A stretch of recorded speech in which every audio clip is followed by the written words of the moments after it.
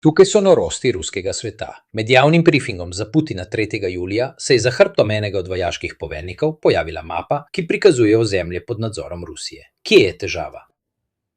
Zemljevid je precej zavajajoč. Na prikazani različici Rusi nadzorujejo približno 20 km več ozemlja, kot ga dejansko zasedajo na celotni fronti. Razlika je očitna vsakemu osi in skupini, ki samostojno raziskuje, in ni potrebe, da bi jo primerjali z drugimi ukrajinskimi zemljevidi. Tudi primerjava z zemljevidom ruske skupine Ribar pokaže očitno neusklajenost. Da bi podprli farso, so ruski vojaški poveljniki poslali enega ali dva vojaka globoko na ukrajinsko ozemlje z namenom, da pokažejo rusko zastavo in jih tam posnamejo. Na ta način lahko Kremelj trdi, da ima dokaz o prisotnosti na sovražnem ozemlju in da ga nadzoruje. Resnica pa je, da ti posamezni vojaki, ki pridejo tja, tvegajo, da bodo zelo enostavno ubiti ali zajeti, ne da bi dejansko nadzorovali ozemlje. Pred kratkim je bil eden od teh vojakov zajet strani ukrajinske enote prav sredi takšne misije. Na tej točki se je treba vprašati, ali Putin pozna resnično stanje na terenu, ali je zemljevid, ki ga med briefingom pokažejo Putinu, namenjen zavajanju javnosti ali temu, da bi ugajal njemu.